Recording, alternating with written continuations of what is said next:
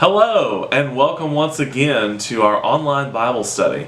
My name is Paul Cartwright, and I am the preaching minister for the Webb Chapel Church of Christ in Dallas, Texas. I hope that you have found these videos helpful in this time of sheltering in place. I hope that you are sharing these videos with those who may be seeking God in their lives. I would invite you to like this video and subscribe to our YouTube channel so that you can be alerted when new content is available. Last week we finished our study of the Sermon on the Mount, and as always it was insightful, and I personally learned some new things studying that great lesson. I hope that you did too. Today we are going to continue on in our study of the life of Christ, and we are going to be blessed today to see two very special healings take place. I hope that you're excited about this. I hope that you're excited to see the miracles of Jesus Christ as we look together at Matthew chapter 8. Matthew chapter 8, verses 1 through 4 says, "When he came down from the mountain, great crowds followed him. And behold, a leper came to him and knelt before him, saying, 'Lord, if you will, you can make me clean.' And Jesus stretched out his hand and touched him, saying, 'I will, be clean.' And immediately his leprosy was cleansed. And Jesus said to him, 'See that you say nothing to anyone, but go, show yourself to the priest and offer the gift that Moses commanded you for a proof to them.'" Jesus always had a crowd around him. He always had people that wanted to see what he was going to do next, who wanted to learn from this great master teacher. And Jesus never looked at this crowd as a burden. Rather, he looked at them as people who were seeking. He looked at them as people that he could share the gospel with. So the first question I'd like to deal with today is this: what can we learn from Jesus telling this leper to not reveal who had healed him? We're all going to have opportunities in our lives to do things for other people. We're going to have the opportunity to help someone out in some way. And there is a temptation when we do that to draw attention to ourselves. I would encourage you to learn from what Jesus said here. I would encourage you to not tell people what you have done in the name of God. I would encourage you to not draw attention to yourself. Not that you've done something wrong, or not that it doesn't feel good to receive praise. But we know from the Sermon on the Mount that those who actively want to follow Jesus must listen to what Jesus has said. And Jesus tells us if we seek to do our acts of kindness and goodness before men to receive their praise, that we have received the reward in full. Jesus was not yet ready to be publicly seen as the healer. He was not ready for that because it would draw him closer to the crucifixion. Not that he was scared of crucifixion, but it wasn't his time yet. He still had work to do. And we need to realize that we still have work to do here on earth as well.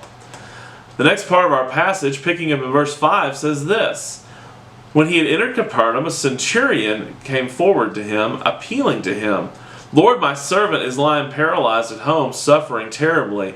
And he said to him, 'I will come and heal him.' But the centurion replied, 'Lord, I am not worthy to have you come under my roof, but only say the word, and my servant will be healed. For I too am a man under authority, with soldiers under me. And I say to one, go, and he goes, and to another, come, and he comes. And to my servant, do this, and he does it.' When Jesus heard this, he marveled, and said to those who followed him, 'Truly I tell you, that no one in Israel have I found such faith. I tell you, many will come from east and west and recline at the table with Abraham, Isaac, and Jacob in the kingdom of heaven, while the sons of the kingdom will be thrown into outer darkness. In that place there will be weeping and gnashing of teeth.' And to the centurion Jesus said, 'Go, let it be done for you as you have believed.' And the servant was healed at that very moment." Another question I'd like to deal with today is what was this Roman centurion, and why was he so important in the life of Christ? A Roman centurion was simply a Roman soldier. He was someone who had sworn allegiance to Rome, to enforcing Roman law, and in this case maybe even dealing with some of the Jews of the time. This man was important to Jesus' ministry, and we see that in the book of Luke. Over in Luke, we have the similar account, and it says in Luke 7:4 and 5, And when they came to Jesus, they pleaded with him earnestly, saying, "He is worthy to have you do this for him, for he loves our nation, and he is the one who built our synagogue." This Roman citizen gave money so that the synagogue could be built. This Roman citizen cared for the Jews, for God's chosen people. And oftentimes we talk about Christ and we think about Christians, and rightly so, but we must never forget that Jesus was a good, God-fearing, practicing Jew while he lived here on earth. And so this man held a special place in the heart of the Jewish people. So, knowing all of that, what lesson can we learn from the compassion of this Roman centurion? This Roman centurion did not have to come to Jesus on behalf of his servant, but he did. Jesus offered to come to his home, and the centurion told Jesus that he was not worthy to have Jesus in his home, but simply if he would speak a word. This centurion was kind. We're going in life to have people that work under us. We're going to have people in a business situation or in some other kind of situation that are working for us, and we have the opportunity to be kind in the name of God to these people. When we are kind to them, we show a great example. We show them what it means to be a Christian. But by the same token, when we're unkind to these people, when we take advantage of them or we are mean to them, we also show them a bad example of Christianity. And so I would encourage you to be like this Roman centurion. Even though he had power over this servant, that he could have done anything that he wanted, he chose to be kind to this servant and to go and to seek out Christ to help him in his time of need. The faith of this centurion, this kindness of this centurion is something that we should practice in our lives daily. It's something that we should share with those that we meet. With faith like a Roman centurion, we would be able to see God's power work in ways that maybe we've never even seen them work before. Jesus commented in Matthew 8, 11, and 12, "I tell you, many will come from east and west and recline at the table with Abraham, Isaac, and Jacob in the kingdom of heaven, while the sons of the kingdom will be thrown into outer darkness. In that place there will be weeping and gnashing of teeth." This Roman centurion was one from the east or the west. He was a Gentile. He was not one of God's chosen people. But Jesus is telling those that are listening to him that there will be Gentiles who will come to Christ.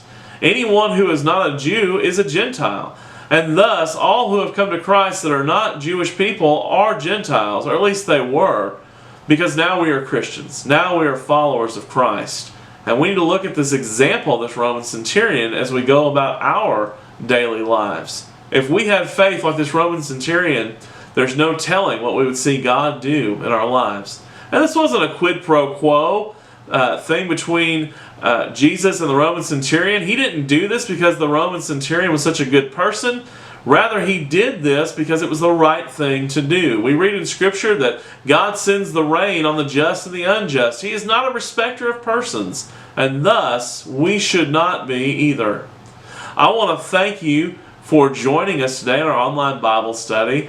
I hope that seeing these two healings is something that you will take with you for the rest of the week. Remember that even during this time of this pandemic, that God is still the great physician, that He is still healing, that He is still caring for us.